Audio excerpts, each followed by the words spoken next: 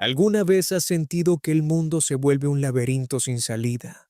¿Que la única señal que te guía es el latido de tu propio corazón? La noche se cierne sobre ti, el viento golpea una rama y el suelo guarda huellas que desaparecen en la sombra. Un susurro frío recorre la espesura y en ese instante la brújula de tu mano se ha quedado sin vida, atrapada bajo la cubierta de un naufragio imposible. En los próximos minutos descubrirás la única técnica que un explorador de la selva utilizó para sobrevivir 72 horas sin brújula, bajo una tormenta que borró todo rastro. El mar rugía como una bestia.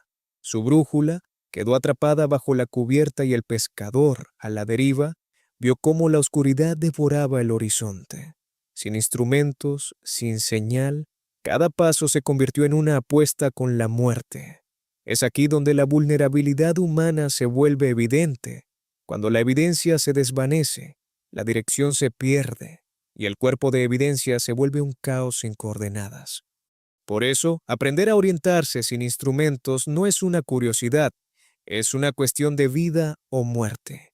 Hoy desentrañaremos paso a paso los métodos que los supervivientes emplean cuando la tecnología falla y revelaremos la técnica que marcó la diferencia en aquel caso.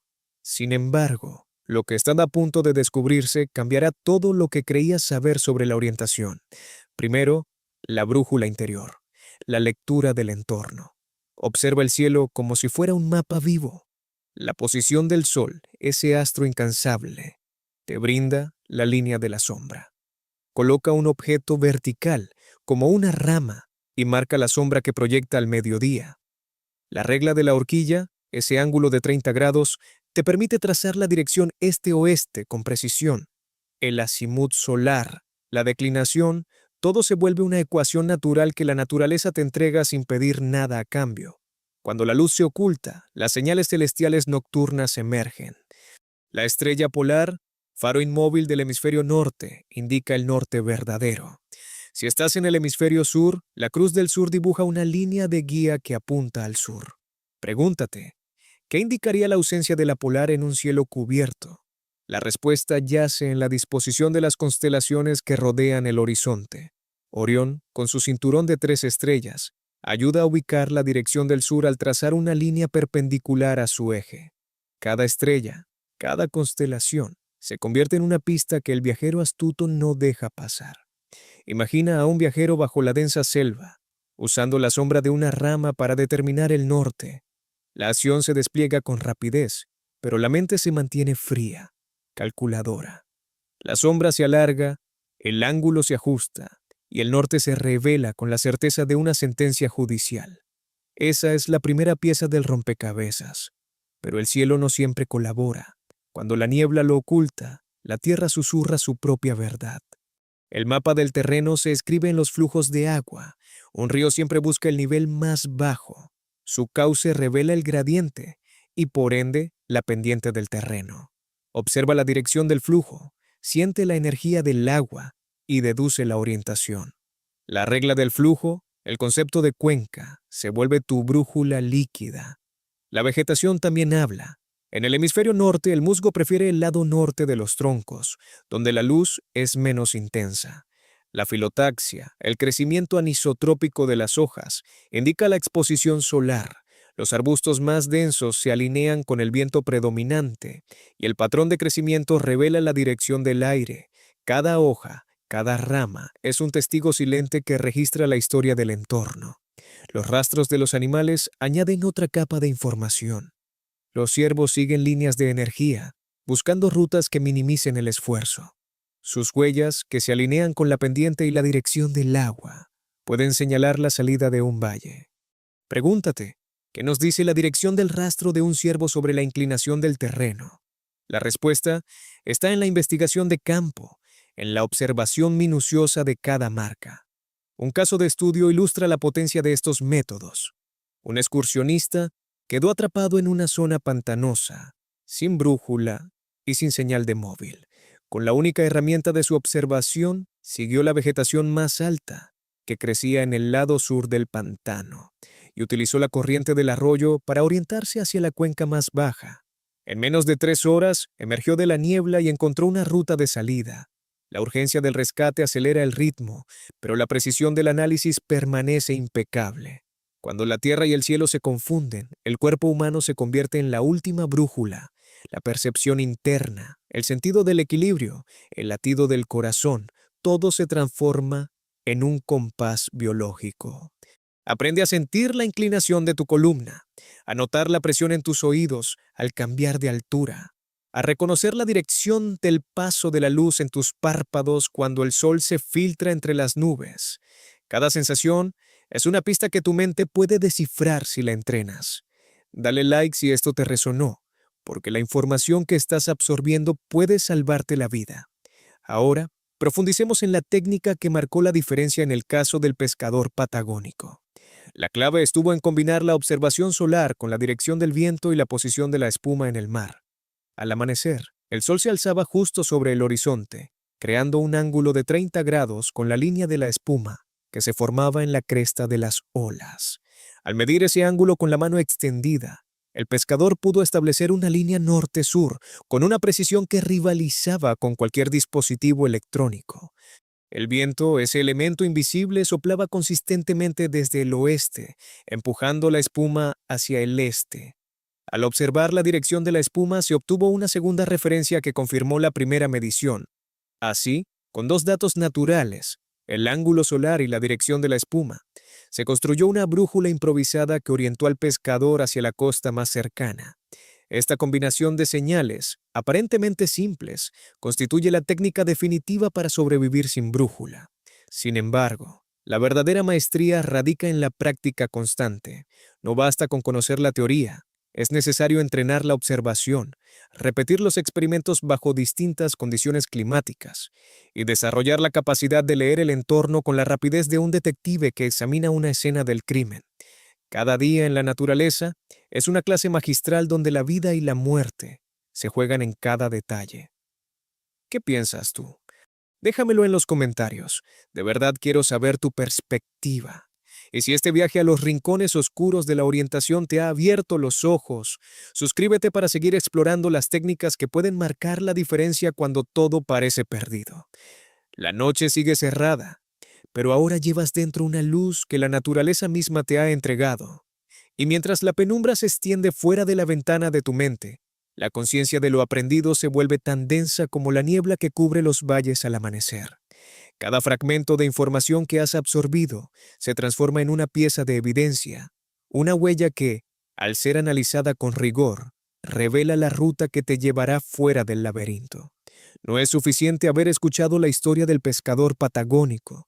El verdadero desafío radica en reproducir, en la práctica cotidiana, la precisión de aquel experimento improvisado bajo la furia del mar. Imagina ahora que te encuentras en una meseta desolada.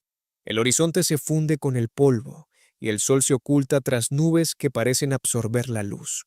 En ese escenario, la brújula interior que hemos descrito cobra vida mediante un proceso que podríamos llamar calibración sensorial. Primero, detén tu paso y observa la forma en que la sombra de una piedra se alarga sobre la tierra. La dirección de esa sombra, medida con la mano extendida, te brinda un ángulo aproximado entre el este y el oeste.